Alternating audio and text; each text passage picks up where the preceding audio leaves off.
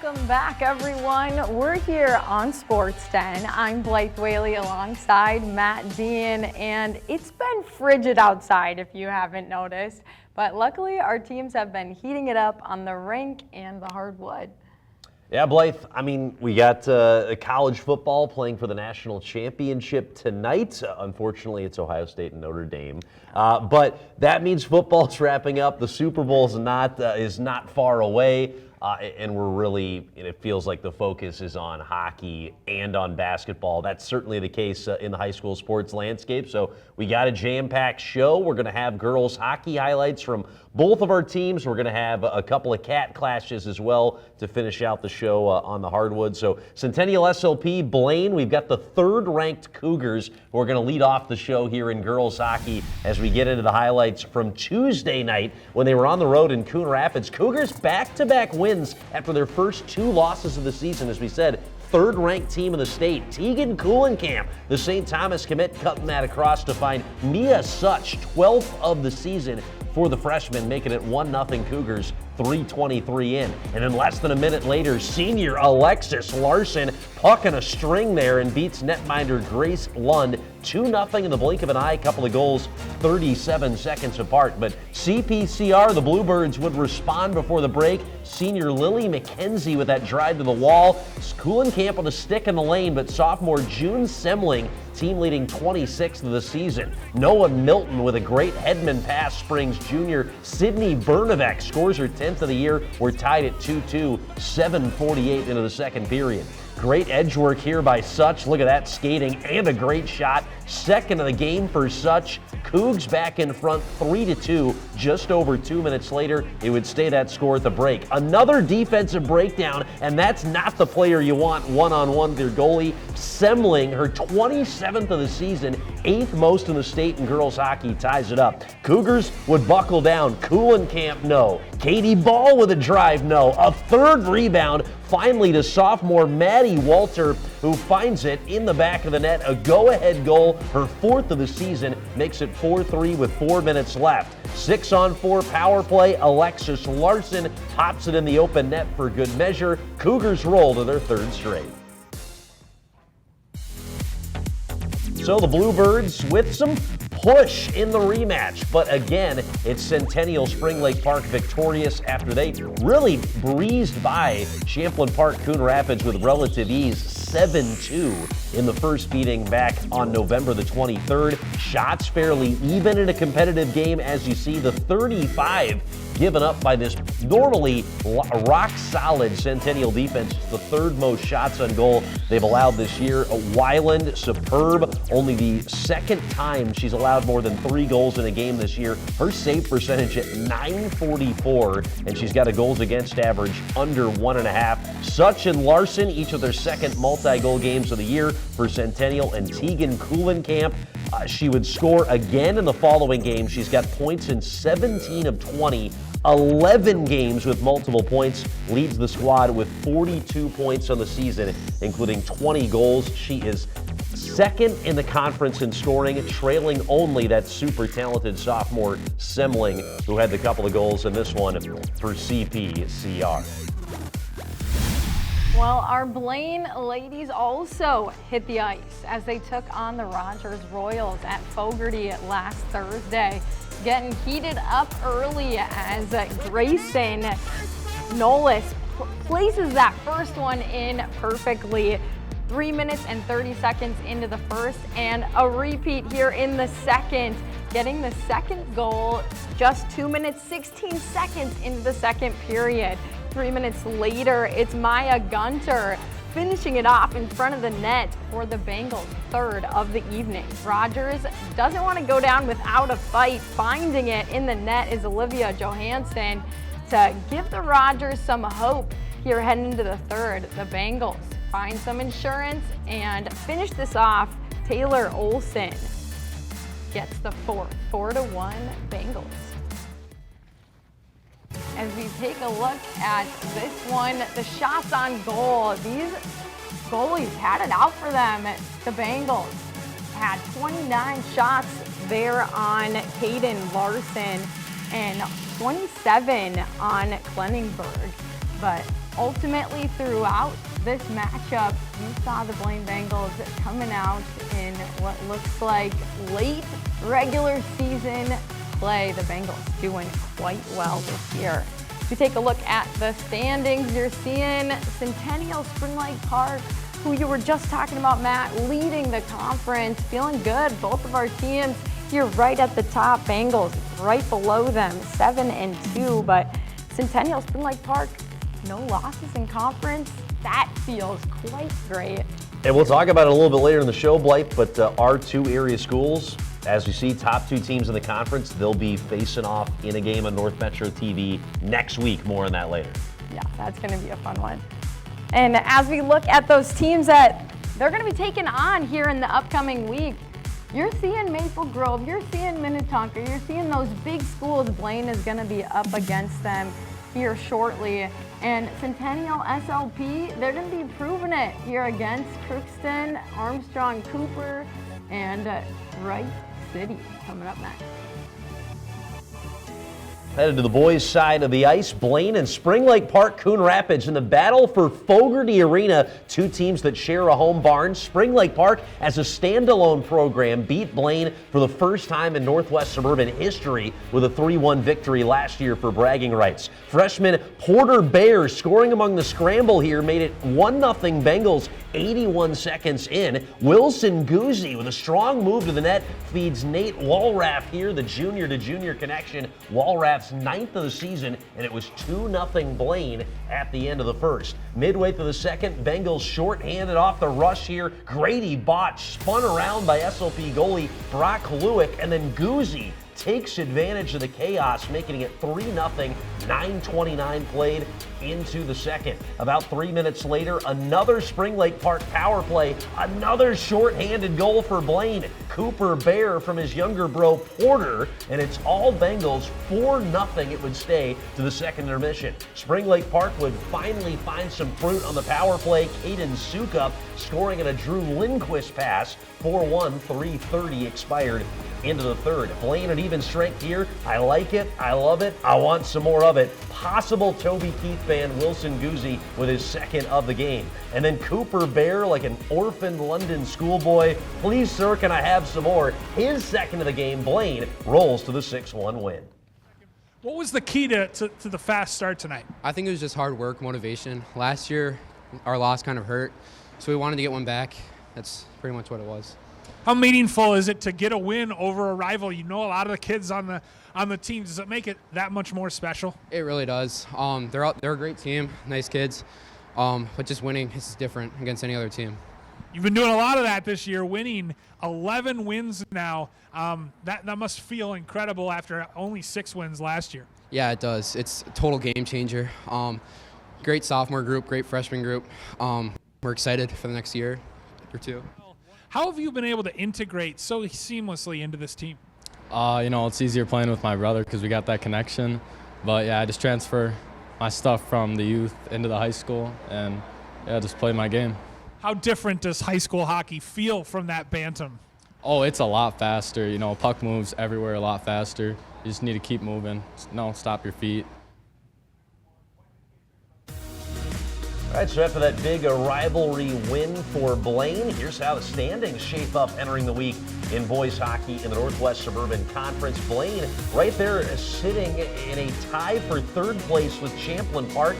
Blaine have won 3 of 4 games in conference play since the new year. Their only loss, a 0-2 defeat at the hands of the Maple Grove Crimson. You see Andover down in 6th, a team that has won 2 Northwest Suburban Conference titles in the past 5 years, including last year. They have not finished worse than 3rd at any point in the last 5 years. They're unusually down in 6th place. SLPCR lost Saturday at Andover following that defeat to the Bengals. They've dropped 4 of their last 5 conference games since a 1-2 start. Centennial down in 10th place, tied for that spot on points. Blaine have won 4 straight. They added a win Saturday against Osseo. They're off all this school week before they're in action again, hosting Totino Grace in conference play on Saturday. Centennial a chance to shake out of their 9-game losing skid as they battle with 5-11 Anoka coming up on Thursday. The Tornadoes just 1-5 in the conference and tied for 10th place in the standings with Centennial. SLPCR lost again on Saturday. They're on a 3-game skid. Tuesday against New Prague, Thursday against Irondale, as they are 7-10 overall in the first year of this co-op with Coon Rapids. So well into the high school hockey season, of course. We got basketball action going on, and we're broadcasting a lot of cat clashes this year. I think on the boys' side, we've had some really good matchups. 3 teams that are pretty even. I think on the girls' side, it's a little more lopsided. We've got that Centennial team that have been the class of the conference, Blythe, a younger, still up-and-coming Spring Lake Park team, so it should be exciting to see kind of how things shake out here in the second half of the season as we move into basketball. Yeah, but I like how this week, like I said, talk about how frigid it's been. We start with the ice and we're heading to the hardwood where it does oftentimes get much warmer. Yeah, let's warm it up. We'll go into girls basketball first. We had a Wednesday doubleheader in a cat clash. The Blaine girls hosting Spring Lake Park in a rematch of a 73-50 Bengal win in December, and Blaine have won 5 straight in the series. Junior Noddy Berry getting the scoring started with the first field goal of the game. And then after 4.5 minutes without a bucket, Anna Smolich, the sophomore top scorer for the Panthers, with a bucket. Freshman Ann Wright with a 3-pointer off the bench there gave the Panthers their first lead at 5-3, and then a couple of possessions later, Wright the right call again. Second made 3 off the bench for Spring Lake Park and their freshmen. Bench trays with the story early. Sophomore Brianna Cummings came off the pine and would provide a spark from downtown, and then senior Mara Holly with a swat and a transition bucket. Defense to offense, Bengals by 7. Caitlin Wozniak, a senior track commit to St. Thomas. We know she can fly. Finishes through contact for a 3-point play. Wozniak can suck the defense in, and Holly can stretch you out with her 3-point shot. She's heating up a 13-point Bengal lead. Hayden Showman, show me the money with a baseline jumper. Cut it back to single digits at the break. Berry with clean glass for Blaine. Tough rebounder, averaging over 8 boards per game. She'd get it working in the post. 8 points in the second half as part of her first career double-digit scoring performance. She finished with 11, and Holly wasn't finished hitting threes. Blaine leads swelling to 13. She's heating up. She's on fire. Back-to-back triples and a 14-point swing for Blaine. Smolich in transition. Her and Wright would have 8 apiece to lead Spring Lake Park. Wozniak continued to show the burst. 10 of her 17 came in the second half, and a lot of it right around the tin like this. Her third 3-point play of the game. JVD, Jalen Bursey Dixon with the new school 3-pointer, and then Berry with a couple of back-to-back buckets here. We get to double figures, almost had a double-double. Blaine rolls by Spring Lake Park with a big second half to the win. How have you been able to be so consistent in getting these high scores? Honestly, I've definitely struggled a little bit with keeping my consistency around the basket up, but it's really just keeping my mindset positive and continuing on to the next play, even when a shot doesn't go my way. And, just keeping my head up and looking to score. Yeah. And what do you think the difference was in today's matchup? Of course, the halftime score a lot lower than you might have thought coming into the game. How did you guys rally and get this done in the second? Well, it was really just about taking care of the ball and getting good quality shots. The first half, I think we struggled a little bit with getting the best look at the basket, kind of just forcing some things up. So we had that talk at halftime, and we were definitely able to pick things up the second half and get some better quality shots. What were you thinking? What was going through your head as they passed you the ball in the wing? I was just thinking that I needed to get that first shot in order to get my confidence back. So once I hit that first one, I knew I could hit more. And you talk about your confidence, of course, coming back from the ACL last season. How difficult has that been mentally on you to transition to playing the basketball you know how to do? Yeah, it was tough. It was definitely a really long journey that I had to push through. But, watching my teammates for a year and then being able to come out and play was really exciting, and I loved every moment of it for my first game back, and it was super exciting, and I am just so glad that I'm able to play again. So a pretty comprehensive win for the Blaine Bengals, who after Spring Lake Park led very early in the game. They went on a 44-19 run, a 6th straight victory for the Blaine girls over Spring Lake Park. 3 Bengals reached double figures, led by the game-high 17 from Caitlin Wozniak. And Life, you and I did this game together. I don't think the Bengals shot particularly well, but the suffocating defense was a big factor here as they forced Spring Lake Park into a lot of turnovers and looked a better team.